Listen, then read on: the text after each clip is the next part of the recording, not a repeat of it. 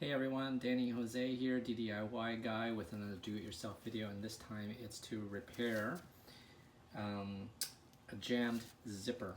And as you can see, my daughter has gotten her zipper stuck on her JanSport backpack, and so now it's kind of overlapping.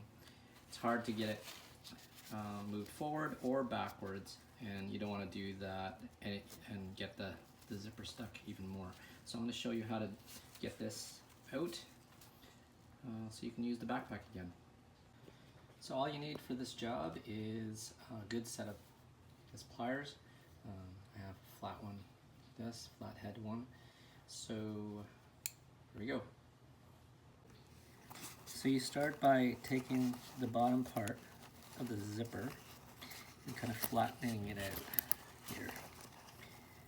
Starting to pull it apart here. See how it's starting to kind of get loose? You wanna, this is when the pliers come in handy.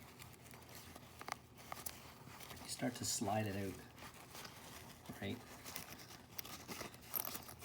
You wanna get it right underneath. Okay. Take the pliers. Work it out. There we go. Done. Fixed. That was pretty straightforward. That's how you fix the zipper.